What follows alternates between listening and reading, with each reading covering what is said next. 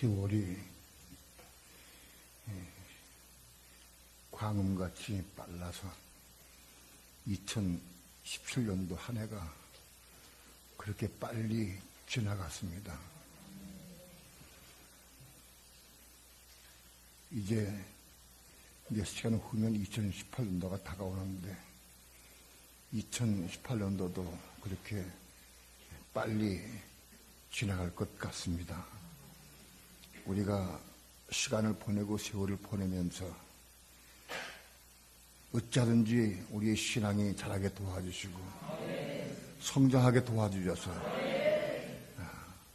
날마다 그리스도의 형상을 이루어가는 삶을 살아갈 수 있도록 축복하시고 하나님의 의를 이루는데 전념을 다해서 우리의 삶이 하나님을 영화롭게 하고 하나님을 기쁘시게 하고 하나님의 의를 이루어가는 삶을 살아갈 수 있도록 축복해 주시옵소서.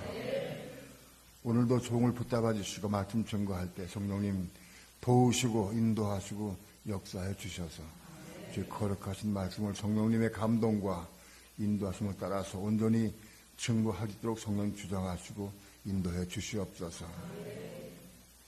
이 시간 주께 맡기고 의지하며 예수님의 이름으로 기도합니다. 아멘.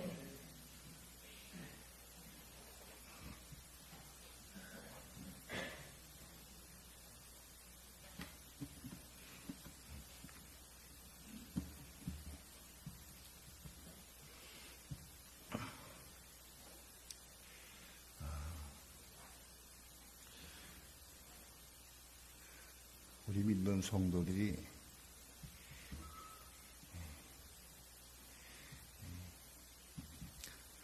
세상 흘러가는 대로 그냥 살아가면 쏜달같이 지나갑니다. 어떤 그리스도인은 한 게 별로 없어요. 1년 동안 남은 게 하나도 기억나는 게 없고 한 거 별로 없다. 그렇게 한 해가 지나간 사람도 있습니다. 어떤 사람들은 감정을 들어보면 금년 한 해는 내가 굉장한 수확을 얻고 성장하고 내 자신이 성장한 모습을 내가 스스로 느낀다라고 말하는 사람들도 있어요. 그것은 아무리 은혜를 받고 말씀을 많이 읽고 봉사 많이 해도 은혜가 식어지면 바람 빠진 풍선과 같아. 그런데 십자가를 통과한 신앙은 뭔가 남는 게 있어요. 뭔가 뿌리 채워져요.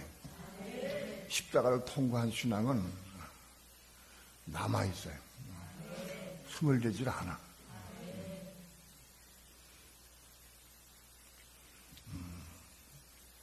우리 교회가 금년 한 해에도 십자가의 삶을 살기 위해서 애를 쓰고 몸을 쳐왔는데 2018년도 한 해에도 십자가의 삶을 통해서 하나님의 의를 이루기까지 자라갈 수 있도록 그렇게 사모하는 마음으로 달려가기를 축원합니다. 내 신앙이 자라고 성장하는 모습을 자기 스스로 볼 수 있고 느낄 수 있고 알 수 있어야 돼. 그런 신앙이 되어야 된다. 그런즉 누구든지 그리스도 안에 있으면 새로운 피조물이라. 이전 것은 지나갔으니 보라 새 것이 되었도다. 옛날에 기도원에서 기도하고 금식하며 기도할 때 은혜 가운데 있을 때 은혜가 충만하니까 너무 기쁘고 감사해. 내가 새로운 피조물이 됐구나. 그렇게 생각을 했어요. 은혜가 충만하고 기쁨이 넘치니까 세상 것 부러운 게 하나도 없고 뭐 없어도 아파도 괴로워도 걱정 요즘에 하나도 없어요. 내가 정말 새로운 피조물이 됐구나 라고 생각을 했어요. 근데 그것이 얼마 안 가서 은혜가 떨어지고 성령의 은혜가 식어지니까 새로운 피조물이 아니요. 여전히 혈기 부리고 여전히 욕심 부리고 여전히 낭망하고 새로운 피조물이 아니요. 뭐 새로운 피조물이 뭐 이래. 이상하다. 새로운 피조물이 뭘까?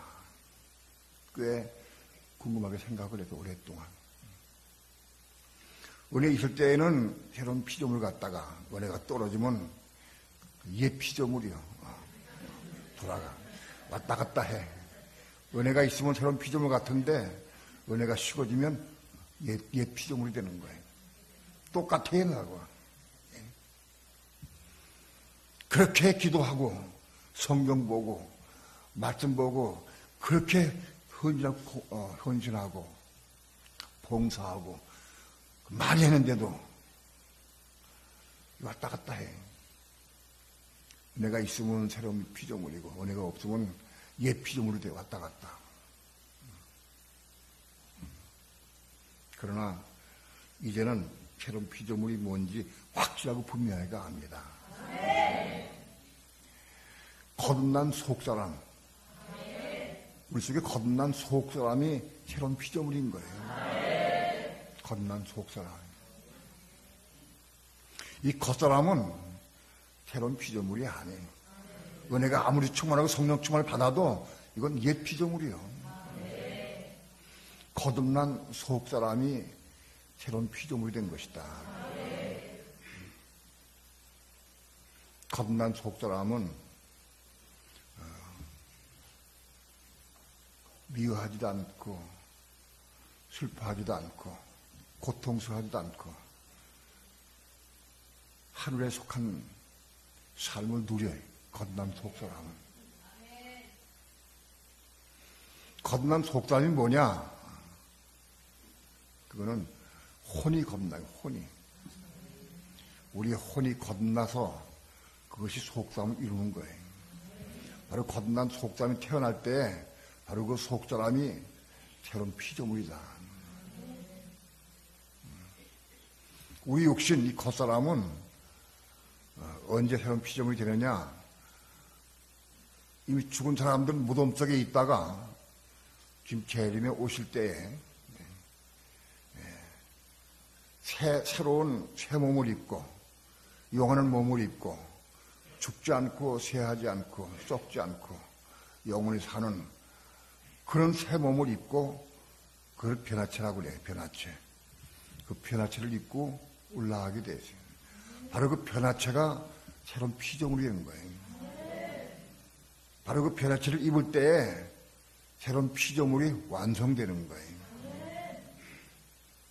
우리는 지금 현재 오늘 교회 시대에는 새로운 피조물은 속사람, 우리 혼의 사람, 거듭난 속사람 새로운 피조물인데 이 새로운 피조물이 지금 재림이 오실 때에 새 몸은 변화체를 입고 올라갈 때 새로운 피조물의 완성이 되는 거예요. 우리 살아있는 사람은 지금 재림이 오실 때에 죽지 않고 살아있는 사람은 이 몸을 벗어버리고 새 몸을 입고 올라가. 이 몸이 변화를 바꿔줘요. 변화처럼. 예수님께서 십자가에 죽으시기 전에 예수님의 육체는 무덤 속에 있었어요. 아리마다 요셉이 무덤 속에 있었고 예수님의 영혼은 사르셔서 음부로 가셨어요. 땅속 음부에 가셔서 거기서 3일 동안 계시면서 죽은 영들에게 복음을 전파했다고 그랬어요. 그리고 부활해서 아리마다 요셉이 있던 무덤 속에 있는 그 시체를 다시 입고 부활하셨어요. 그 시체가 예수님이 십자가에 죽으시기 전에 그 시체는 그건 영원한 몸이 아니에요. 그 혼이 다시 그 시체에 들어가서 그 시체가 영원한 몸을 바꿔줬어요. 똑같아. 그 몸이. 그 몸을 입고 부활 성전에 올라가셨어요.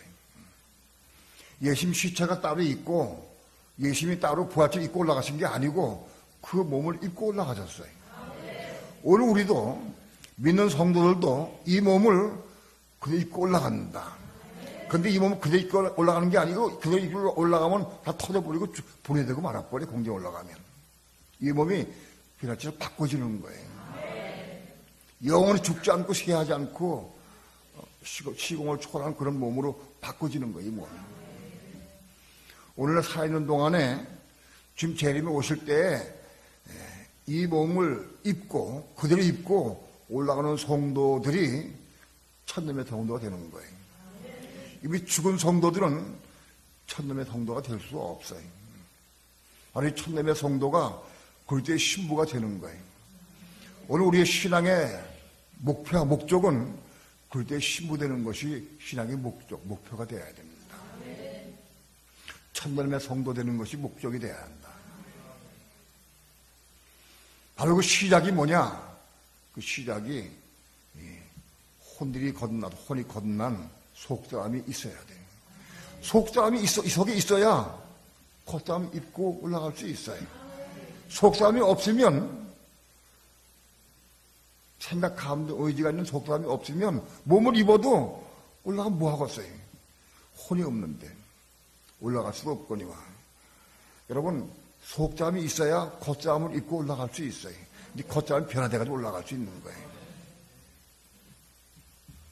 오늘 우리는 이 속사람이 새로운 피조물이다. 우리 거듭난 속사람, 새사람 혹은 속사람은 새로운 피조물이다. 새로운 창조물이다. 그러네요. 새로운 창조물이다. 새롭게 창조된 몸이다. 이 속사람이 어떻게 생기느냐? 어떤 방법으로 구성이 되고 어떻게 이루어지느냐, 속사람이. 이것이 관건입니다. 속사람이 어떻게 생성되느냐? 우리의 겉사람에 속한 육신에 속한 혼, 우리의 생각들, 감정, 의지들, 이것이 십자가에 죽어요. 십자가에 죽고 거듭나는 거예요. 십자가에 죽고 거듭나는 게 뭐냐? 십자가에 죽고 부활하는 거예요. 부활. 내 생각이 십자가에 죽고 부활하는 것이 그것이 새로운 피조물이 되는 거다. 내가 십자가에 죽고 부활하는 건 누가 부활을 시키느냐? 하나님이 부활시키시는 거예요. 새로운 피조물로, 새로운 창조물로 다시 창조하시는 거예요.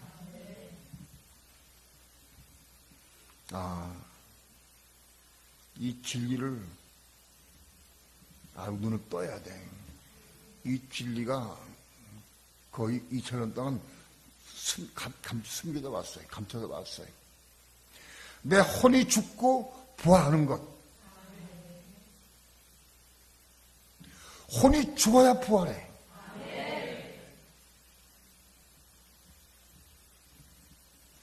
혼이 어떻게 죽느냐? 우리 혼은 우리의 생각, 감정, 의지를 의미하는데 내 혼, 미워하는 생각, 좋아하는 생각, 슬픈 생각들, 그런 생각들이 무수히 많이 있어요. 미워하는 생각이 십자가에 죽어야 돼. 미워하는 생각이 십자가에 죽어야 거듭나. 거듭난 그 생각이 그게 새로운 피조물 된 거예요. 미워하는 생각이 어떻게 죽느냐? 이게 또 어려워. 미워하는 생각을 내가 꼭 참고 꾹꾹 삼키고 그러면 되느냐? 미워하는 생각을 100번을 참아도 또 살아나. 꿀꺽 삼켜도 또 살아나. 자꾸 삼키면 우리 속에 병이 생겨. 위장병 생기고, 의학적으로는 잘 모르겠지만 그게 암병 될 거예요. 자꾸 삼켜. 화가 난 것도 삼키고, 미움상 자꾸 삼켜버려. 꾹꾹 참아. 그거는 참는 것은 내 속에 꾹꾹 채워져 있는 거야. 제 본속에 있는 거예요.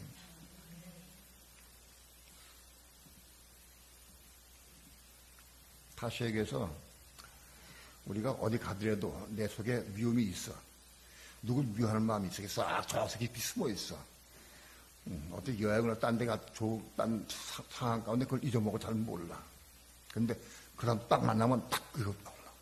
딱 잡혀 있어. 여러분, 내 속에 미운 마음이 있는 것은 내가 품고 있는 것이 항상 내 속에 있는 거예요. 그래서 그 사람이 보여지고 나타나면 그게 되더라. 쑥 올려와. 그러니까 오늘 우리 많은 사람들이 이 속에 뭐가 있느냐. 미움도 있고 원망도 있고 불평도 있고 판단 정죄도 있고 욕심도 있고 혈기도 있고 엄청 많이 속에 있어. 쌓여 꽉 차 있어. 그것이 어떤 사건을 통해서 쑥 올라와. 예? 어디 뭔 일 쑥 올라와. 그래가지고 욕심이 올라와가지고 막 화를 내고. 돈 사는 마음이 있으면 쑥쑥 올라와. 다투게 돼서 싸우게 되고 그런다. 우리 속에 있는 그런 것들은 내가 안고 다니는 거예요. 죄를 품고 다니는 거예요. 그런 것들 하나하나가 십자가로 죽어야 돼. 십자가에 죽는 첫 단계가 뭐냐? 그걸 내가 토해내야 돼. 내 속에 숨어있는 그것을 내가 입을 토해내야 돼. 우리의 입은 내 속에 있는 거를 토해내는 입구예요. 말할 수 있어야 돼. 아무 때나 가서 얘기해도 되는 게 아니에요. 시장 바닥에 가서 난 내 속에 음란한 마음이 있습니다. 경한 마음이 있습니다. 혈기가 있습니다. 아무리 외쳐도 이게 소용없어. 소용이 없어. 어떻게 표현하느냐? 은혜 가운데에서. 은혜 가운데, 성령의 은혜가 있을 때 성령께서 너 그럼 토해라. 그래 토해라는 거예요.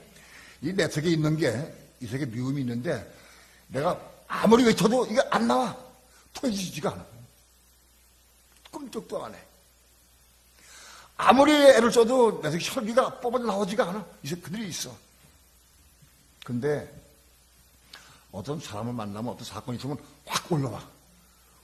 또 들어갔다. 올라왔다. 들어갔다. 내가 그래. 이게 몇 번 하느냐? 수천 번, 수만 번 해. 예? 올라갔다. 들어갔다.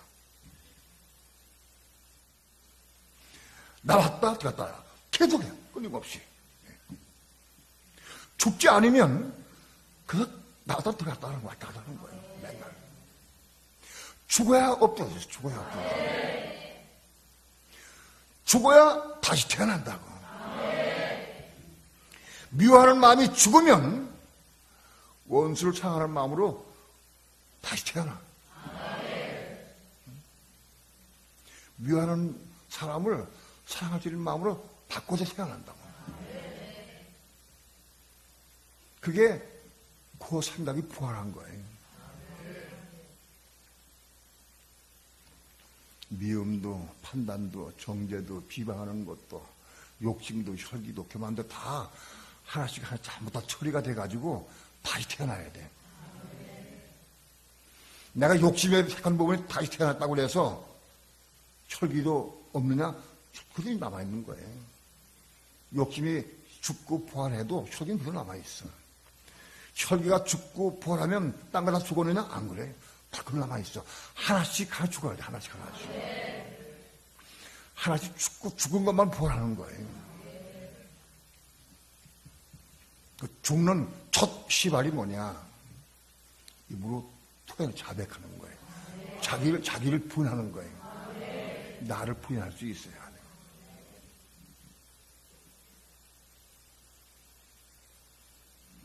나를 부인하는 게 뭐냐? 내 생각을 부인하는 거예요. 내 감정을 부인하는 거예요. 내 의지를 부인하는 거예요. 우리는 삶 가운데에서 무수한 생각들이 지배를 받아요. 감정도 많이 역사하고. 그걸 하나하나 올라올 때마다 그걸 부인하는 거예요. 부인하는 게 뭐냐?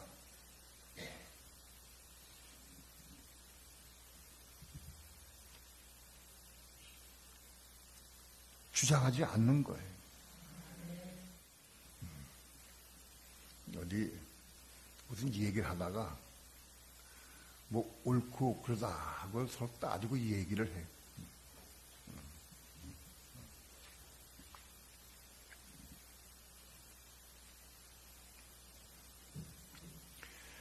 그거를 자기 주장을 세워.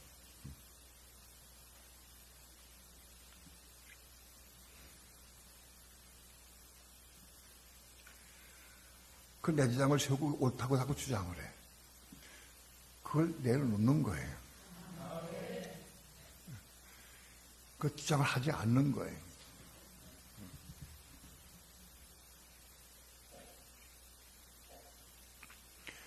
그게 옳으면 어떻고 틀리면 어떻겠어. 예? 옳고 그런 걸 위해서 한 4개 하자. 내가 옳고 네가 틀리면 네가 내라.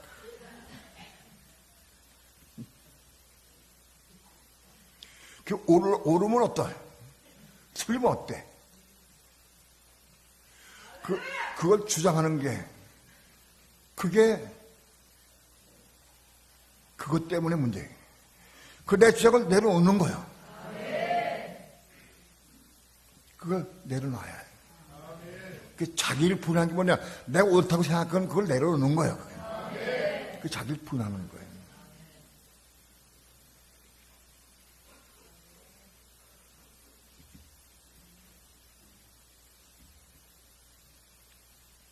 감정도 마찬가지예요. 막 속이 상해, 화가 나고 속이 상해도 견딜 수가 없어요. 그런데 그 왜 속이 상하냐? 이 감정이 상했으니까 속이 상하지. 그 감정을 내려놔야 돼.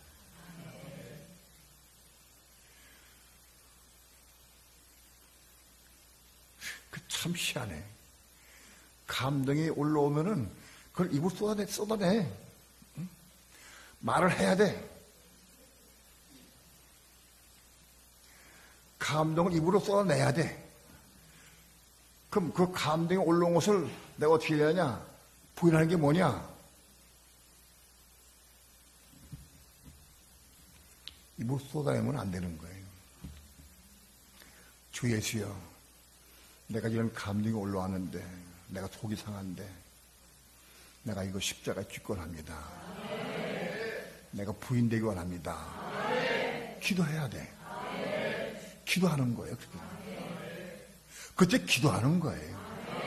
참는 게 아니고 입 다물고 꽉 입 다물고 있는 게 아니고 기도하는 거예요.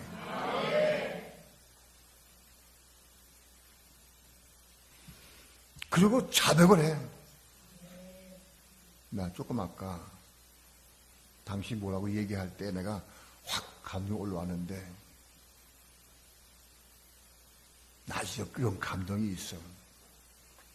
뭐 시인하는 거예요. 자기 부정을 시인하는 거예요. 또 한 번 더 나가서 내 이런 감정이 있는데 미안해.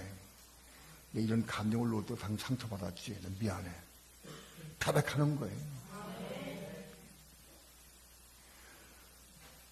생각이나 감정 이런 것 올라올 때마다 자기를 부인하고 잘못을 시인하고 기도하고 그렇게 하는 거예요. 그걸 해야 돼. 그렇게 해서 자기가 부인되고 자기 십자가가 죽을 때 그 다음 단계 예수와 함께 죽을 수가 있어요. 예수와 함께 죽은 사람이 그거 자꾸 죽게 되면 혼이 거듭나게 되는 거예요. 예수와 함께 십자가 죽을 때 혼이 거듭나게 돼요. 겁나는 거에 대해서 구체적으로 오늘 여기 시간이 없어서 말을 못하지만은 자꾸 죽는 삶을 살아야 돼. 그래서 혼이 거듭나게 되면 그 거듭난 혼이 바로 속사람을 이루는 거예요. 바로 그 속사람이 새로운 피조물이 되는 거예요.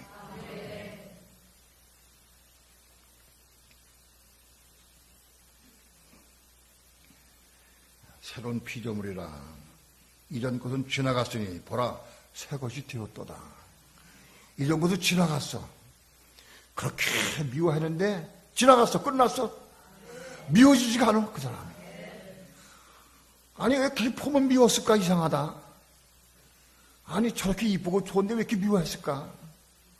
이전 것은 지나갔어. 보라 새 것이 되었도다. 바로 그 미움이 바꿔서 새 것이 되었어.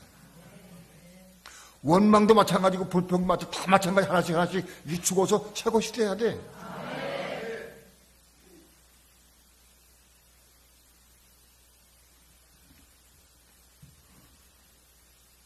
이것이 순종을 잘하는 사람은 몇 개월도 안 돼서 잘 순종해. 이룰 수 있어요. 그런데 우리는 얼마나 고집이 센지 몇 년 가야, 몇 년 동안 가서 씨름을 해야 혼 하나 거듭나 하나하나씩. 혈기 하나 십자가에 죽고 겁나기가 얼마나 어려운지, 욕심 하나 십자가에 죽고 겁나기가 얼마나 어려운지. 아니 욕심이 십자가 죽기 싫은 사람들 많이 있어. 솔직히 왜 욕심 죽으라고 그래? 돈이 얼마나 좋은데 필요한데 죽기 싫어. 돈이 좋으니까. 돈 좋아하는 마음 그거 죽기가 싫어. 놓기가 싫어. 그러면 거듭날 수 없어요.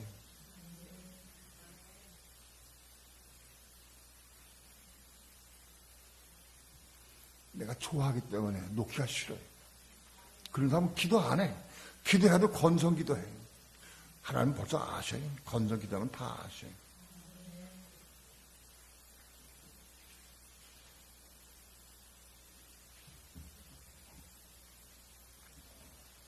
여러분,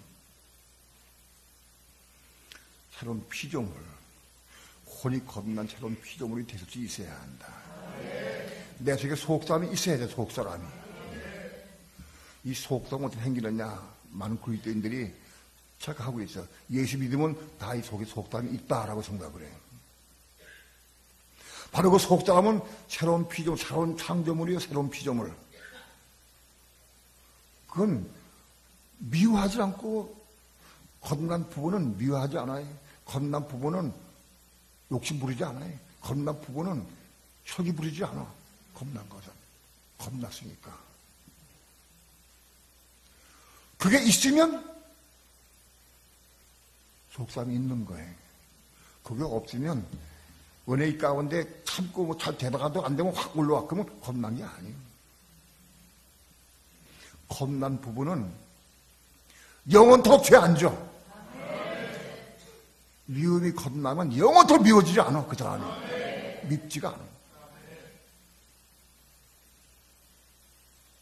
혈기도 마찬가지, 교만도 마찬가지, 욕심도 마찬가지.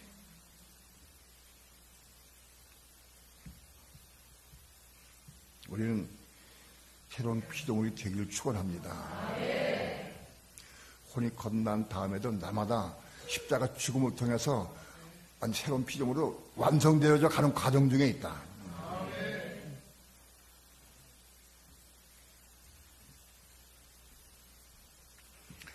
새로운 피조물이 되는 과정은 가장 중요한데,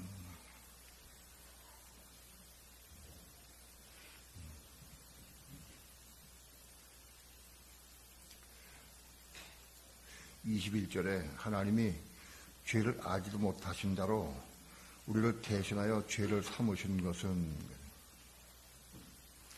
하나님 말씀을 우리가 확실하고 정확하게 해석하고 내가 받아들일 수 있어야 됩니다.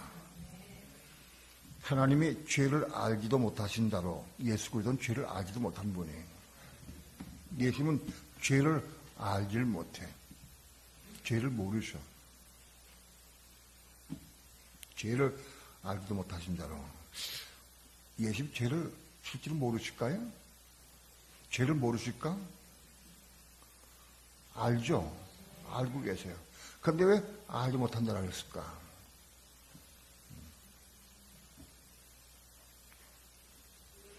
마태복음 7장 23절 보면은 다 함께 합독합니다. 23절 시작.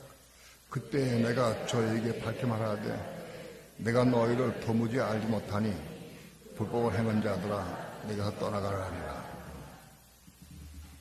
예수님은 불법을 행하는 자들을 도무지 알지 못하신데 불법 행을 다 봤어. 알고 계셔요. 불법을 행한 것은 다 알아. 근데 알지 못한다고 표현했어요. 내가 너를 알지 못한다. 나 떠나가라. 누가 불법을 행했느냐? 예수 믿는 사람들이 불법을 행한 사람 많이 있어. 불법을 행한 사람들은 주님을 모르신대. 나 떠나가라 그랬다. 예수님이 죄를 알지 못한다는 뜻은 죄에 대해서 우리가 죄를 지어서 죄를 지으면 이게 죄가 이런 거구나 하고 알 수 있어요. 내가 혈기를 부리면 이 혈기가 이게 죄로구나 하고 알 수 있어요. 그 죄를 한번 내가 몸으로 짓고 경험 체험을 해서 아는 게 그걸 보통 우리는 안다고 해요. 근데 예수님은 죄를 한 번도 지으신 적이 없어요. 지으신 적이 한 번도 없어. 남 미워하신 적도 없고 판단하신 적도 없고 죄를 지으신 적이 없어요. 그렇기 때문에 죄를 알지 못한다고 그랬어요. 죄 자체를 지지는 알아. 그래도 행함으로 죄를 지지 않기 때문에 모른다고 해요.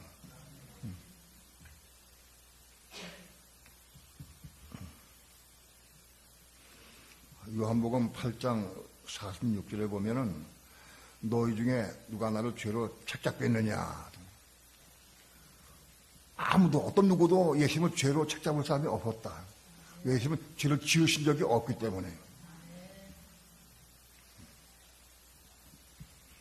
베드로전서 2장 20절에는 그는 죄를 범주지 않으시며 그 입에 괴사가 없으시다 그랬어요. 죄를 한 번도 범하지 않았다.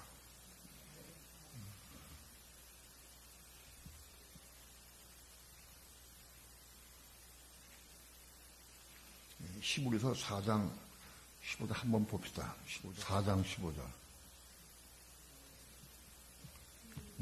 우리에게 있는 대사장은 우리 연약함을 체휼하지 아니한 자가 아니요 모든 일에 우리와 한결같이 시험받은 자로되 죄는 없으시니라. 시험 많이 받았어요. 그래도 죄를 지은 적이 없어요. 죄는 없으신 분이다. 이 죄가 없으셔. 죄가 없으니까 죄를 알 수가 없는 거예요. 죄를 지어본 적이 없어. 죄를 지을 경험이 없어. 그건 죄가 없으신 분이. 지금 죄가 없으신 분인데도 불구하고 이 문제는 아주 중요한 문제가 있습니다. 하나님이 예수님을 죄로 정했습니다. 예수님 죄를 알지도 못하고 죄가 없으신 분인데 하나님께서 그를 죄로 정하셨어요. 로마서 8장 봅니다.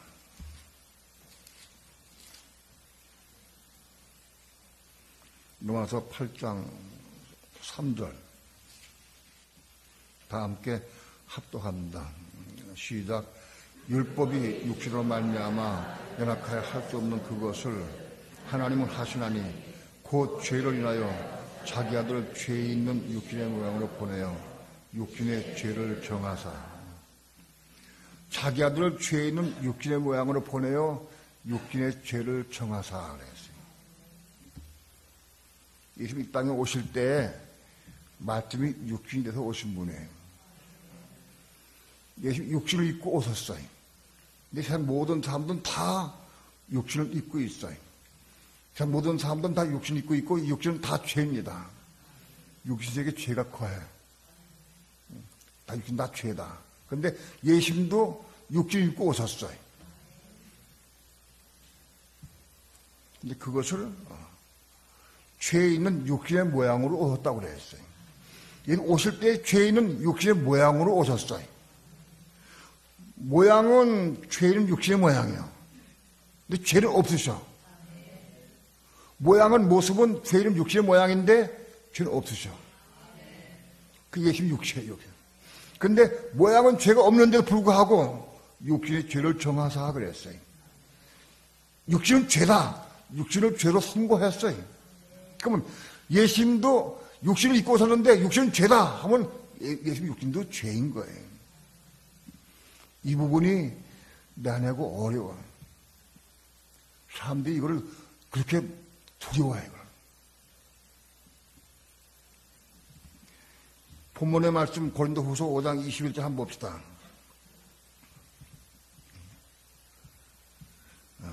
20절 시작. 하나님이 죄를 알지도 못하신 자로 우리를 대신하여 죄를 삼으신 것은 우리를 대신하여 죄를 삼으셨다 그랬어요. 여기 표현은 죄를 삼으셨다 그랬는데 이 삼으셨다고 표현한 것은 잘못된 거예요. 죄를 되게 하셨다 그런 얘기입니다.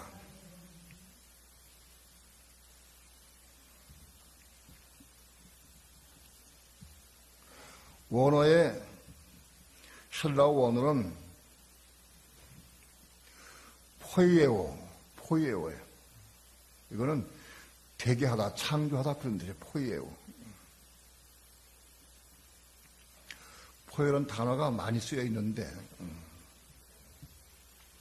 창세기 2장에서 하나님이 여자를 창조해서 지으셨을 때 그걸 포이에오라고 그래요. 남자를 지을 때 그 포이에오다. 뭔가 만들었을 때 그걸 포이에라고 해요.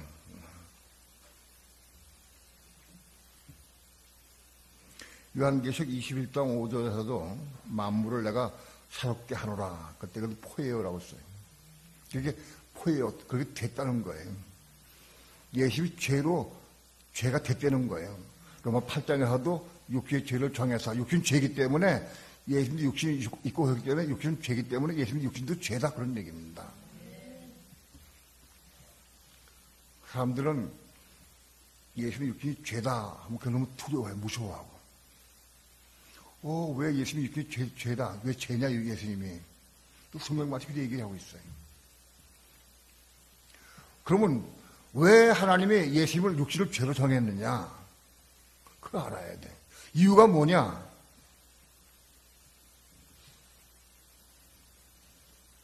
목적이 뭐냐? 우리로 하여금 그리스도 저의 안에서 하나님의 의가 되게 하기 위해서, 우리가 그 안에서 우리가 의가 되게 하기 위해서 예수님 육신의 죄를 정한 거예요. 그 방법이 뭐냐? 히브리서 1장 3절은 죄를 정결케 하셨다고 그래요. 예수님 죄를 정결케 하셨어요. 예수님 십자가를 짊어지고 죽으실 때에 그때 예수님 육신은 죄요. 이 죄가 못 박힌 거예요. 예수님이 어떻게 십자가 위에서 죄를 못 박았느냐? 그 육신이 죄이기 때문에. 모든 인류의 죄를 짊어지고 죄를 없으신 분인데 죄를 짊어지고 죽으셨어요. 이게 못 박힌 게 뭐냐? 십자가 못 박힌 게 뭐예요? 예수님의 육체예요. 못 박힌 게 육체는 죄이기 때문에 죄가 못 박힌 거예요, 죄가. 예수님 십자가 위에서 죽으심으로 죄를 못 박은 거예요, 죄를. 만약 예수님 육체가 죄가 아니면 예수님 육신만 죽은 것이지 죄가 못 박힌 건 아니에요. 예수님 육체가 죄가 됐기 때문에 예수님 육체가 십자가에 못 박힐 때에 그 죄가 못 박힌 거예요. 그 죄를 없애는 거 그래서.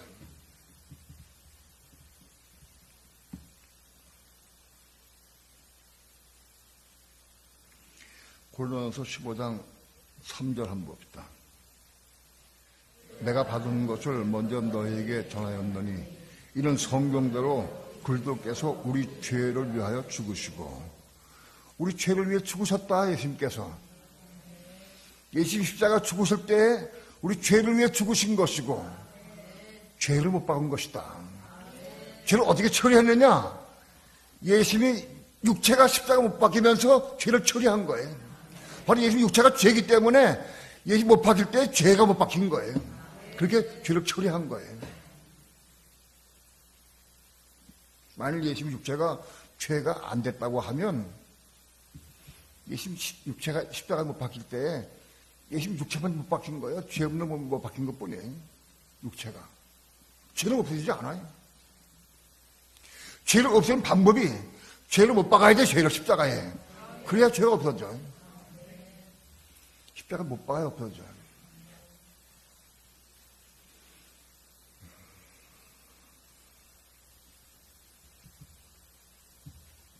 오늘 예수님이 십자가에 죽으신 것은 죄를 십자가에 못 박기 위해 죽으신 것이다. 예수님 육체가 되셔가지고 죄를 처리하기 위해서 자기 몸 육체가 육체 입고 오셔서 육신을 죄로 정해서 육신 죄요. 그 죄를 입으시고 십자가 올라가서 십자가 자기가 못 박히는데 사단이 마귀에 속한 사람들이 예수를 죽이려고 못 박았어요. 사단에 속한 사람들은 예수를 죽이려고 못 박았어요. 하나님의 아들을 죽이면 끝날 것이다 하고 못 박았어요. 근데 그건 사실은 죄를 못 박은 거예요. 죄를 없이 한 거예요. 첫 번째, 예수님이 십자가 죽으신 첫 번째 이유는 뭐냐? 그 죄를 못 박혀 죽으신 것이다. 그 죄를 처리해버렸어요, 죄를. 예수님 십자가의 죄를 처리했기 때문에 우리 그분 안에서 있는 들어간 사람들은 다 죄를 사함받아.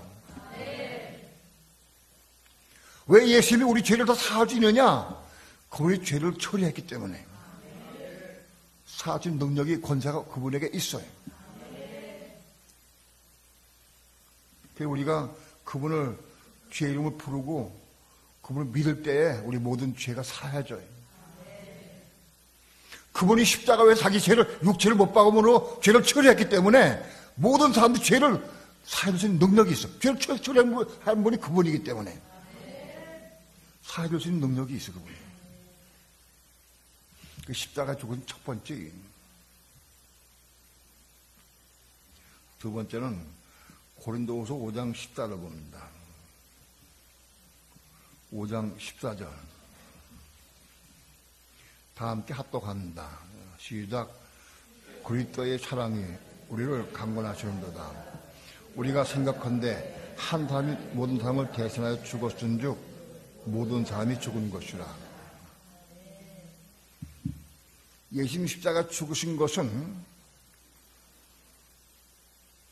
모든 사람을 대신해 죽은 것이다.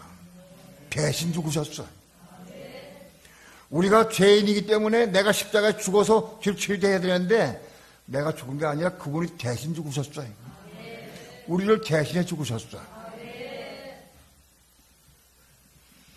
첫 번째 이유는 죄를 처리하시기 위해서 죽으셨고, 두 번째 이유는 우리를 대신 죽으신 것이다.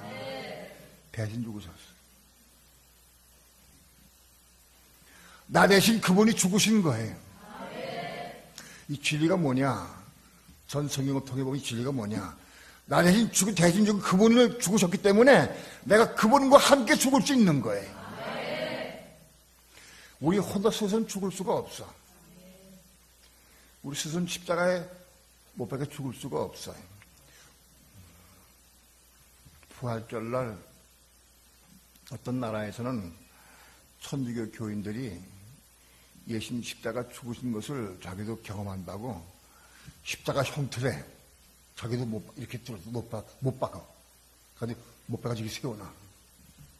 자기도 예수님과 함께 십자가 죽게 원한다고. 그래서 그렇게 못 박아요. 그랬다가 올라갔다가 세웠다가 빨리 빼내가지고 빨리 못 빼.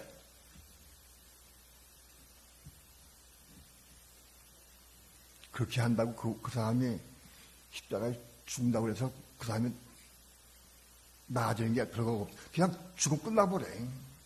그분이 자기가 십자가 죽었다고 해서 못 박혔다고 해서 뭐 나중에 아무것도 없는 고통만 당하는 것 뿐이에요.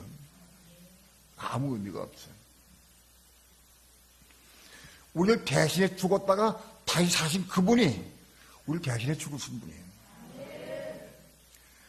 그분이 우리 대신해 죽으신 그분을 통해서 나도 그와 함께 죽을 수가 있는 거예요. 어떻게 죽느냐? 내가 그분 안에 들어갈 때. 내가 그분 안에 들어갈 때 그분과 함께 내가 죽을 수 있어요.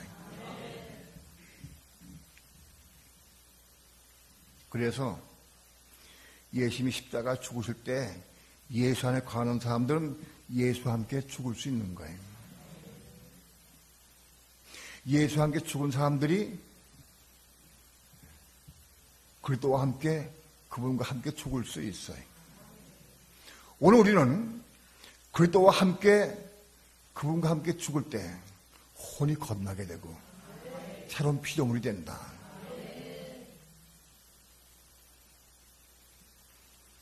예수와 함께 죽은 건 뭐고 그리스도와 함께 죽는 건 뭐냐?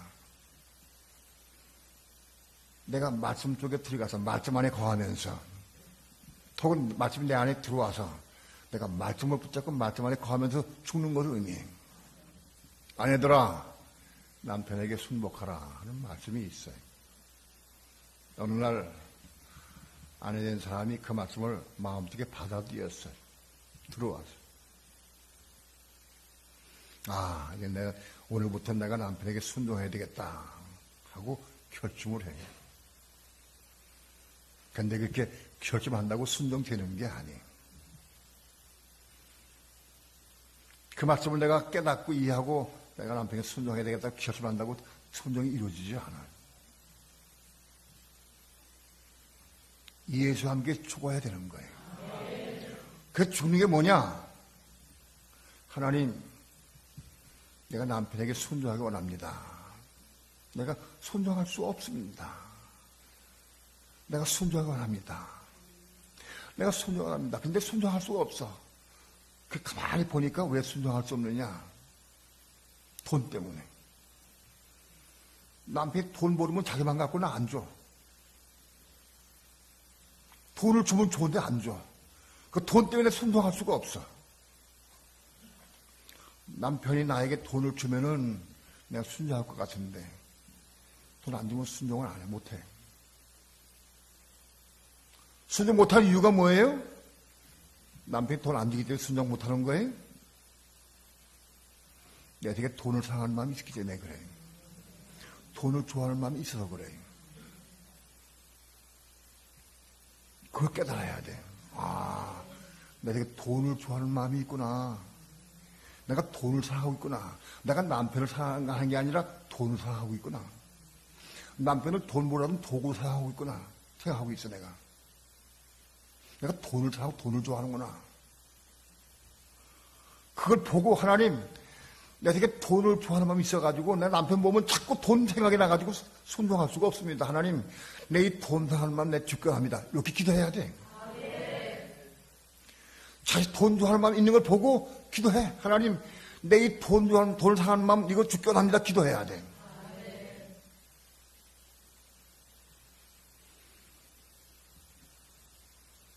그게 남편 순종하기 위해서 남편 순종하라 하는 마음, 말씀을 가지고 내가 기도하는 거야, 그게.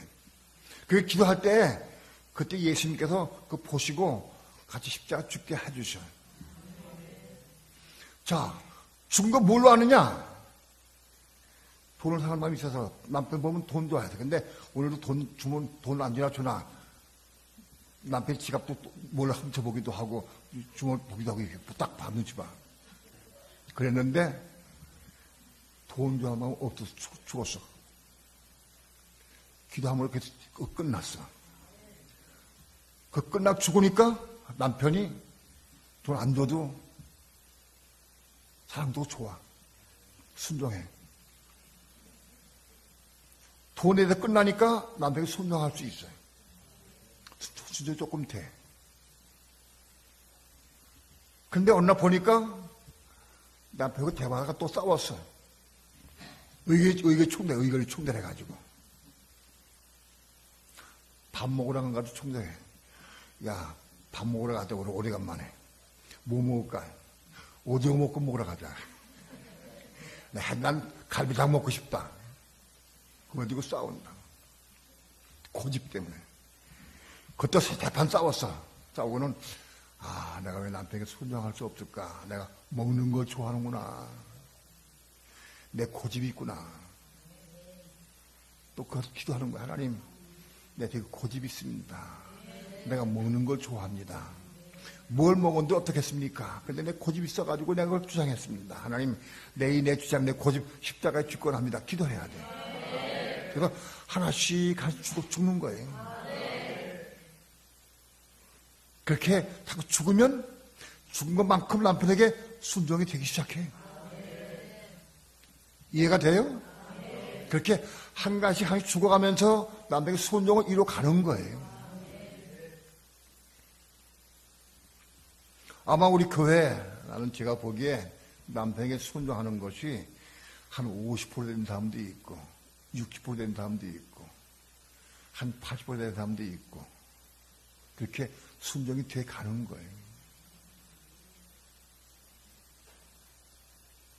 남편에게 완전히 순종할 수 있는 사람은 그 말씀을 이루는 거예요.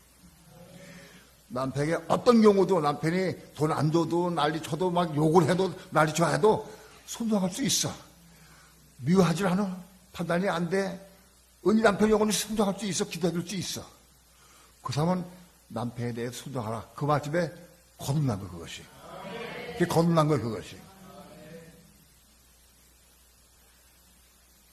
어떤 분은 거듭나기 직전에 있는 사람도 있고, 어떤 사람은 아직 거듭나려면 아직 모르는 사람도 있어. 그러나 아무튼 한 가지 이뤄가긴 해.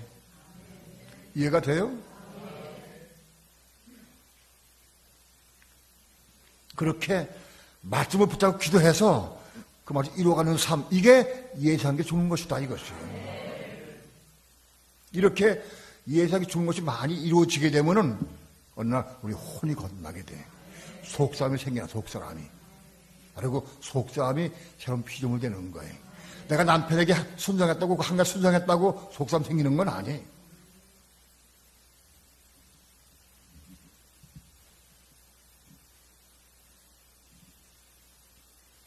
바로 예심이 내가 혈기가 있을 때, 돈 때문에, 욕심 때문에, 내 주장 때문에, 이것 때문에 내가 십자가 죽게 기도할 때에 예심이 나를 위해 죽으셨기 때문에 내가 그분 안에서 내가 나도 죽을 수가 있는 거예요. 내가 그분 안에 거하면 그분께서 보시고 그래 함께 죽자, 죽을 수 있어. 내가 그분과 함께 죽을 내가 어떻게 하느냐? 내가 그분과 함께 죽을 때 내게 뭐 오느냐? 은혜가 와. 감사가 되고 감격이 되고 은혜가 되고 눈물이 나고 감사가 돼. 그게 십자가 죽은 사람 특징이에요. 십자가 죽으면 억울한 게 아니에요. 에이, 돈도 안 주는데 내가 십자가 죽고 내가 돈도 안 줘도 내가 양보하고. 그게 없어요. 십자가 죽는 사람은 감사가 되고, 은혜가 되고, 기쁨이 넘치게 돼. 그러니까 남편에게 순종을 통해서 순종하는 아내가 복을 받은 거예요. 이해가 돼요? 바로 그렇게 예수님 첫 번째 십자가 죽으심으로 죄를 처리해서 우리의 모든 죄들을 처리해 주시고 믿는 사람들의 죄를 더 사해 주시고, 두 번째는 믿는 사람들과 함께 죽으시기 위해서 대신 죽으신 것이다. 우리 그분과 함께 죽어야 한다. 나를 위해 대신 죽으신 그분과 함께 죽어야 돼. 그래야 거듭나는 거예요. 그래야 세상 되고 새로운 창조물이 되는 거예요.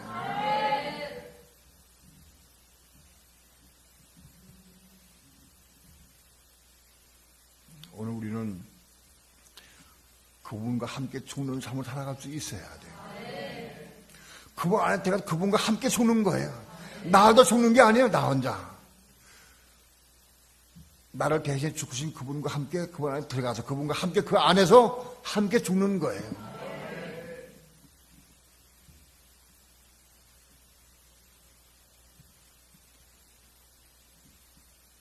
그분과 함께 죽는 삶은 육신적으로는 바보 같고 멸시 조롱당하고 창피하고 사람들이 나를 우습게 보고 바보같이. 그런데 본인의 마음속에는 손에 은혜가 충만해, 기쁨이 충만해. 너무너무 기뻐. 삶이 너무너무 좋은 거야. 기쁘고. 너무 감사하고 너무 좋은 거예요.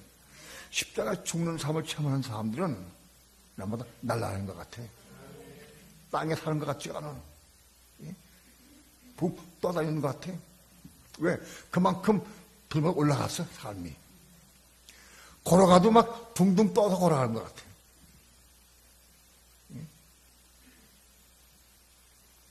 공중으로 올라가야 되는데 우리가 그만큼 올라간 것 같아. 발을 땅에 딛고 있어도 올라가 있는데 떠 있는 것 같아.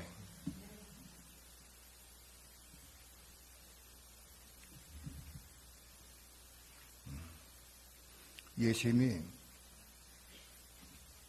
죄인 되셨다. 그 의미를 우리가 알아야 돼. 예수님이 왜 죄인 되셨느냐? 죄를 지어서 죄인 된 게 아니에요. 죄를 없으신 분이에요. 그런데 죄를 짊어지시고 죄인 되셨어요.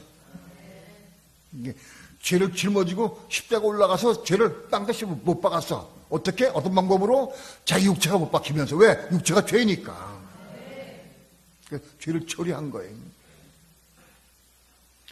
그러므로 그분을 믿어야 우리 죄가 사함받는 거예요. 그분이 죄를 처리했기 때문에. 우리 어떤 누구도 죄를 처리할 수가 없어요. 그분이 대신 처리해 주셨어요. 자기 육체로. 그리고 그분과 함께 죽어야 한다. 그분이 우리 대신에 죽었기 때문에 그분한테 가고 그분과 함께 죽을 수 있어야 돼. 그분과 함께 죽어야 혼이 거듭나게 되고 새로운 피조물이 생기게 돼.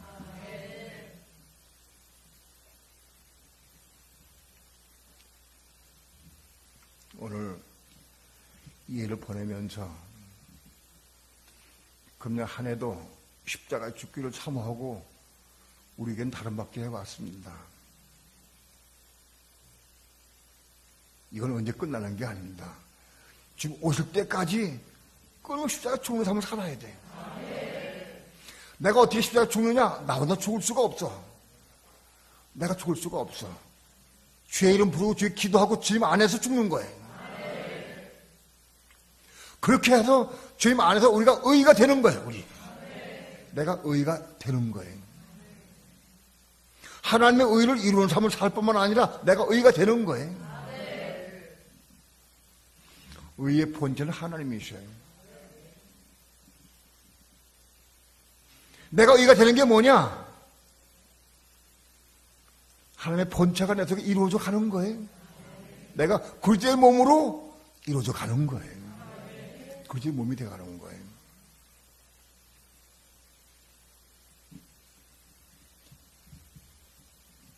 그분 안에서 하나님의 의가 되고 의가 완성되어서 그리스도의 몸으로 천님의 성도로 그리스도의 신부로 다 올라갈 수 있기를 축원합니다. 이렇게 되는 날이 별로 많이 남지 않았어요.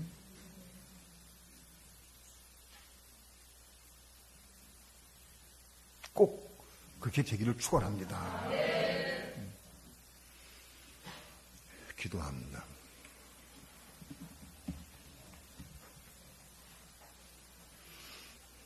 부족한 종이 말도 어눌하고 지혜도 부족해서 설명하기도 어렵고 전하기도 어렵습니다.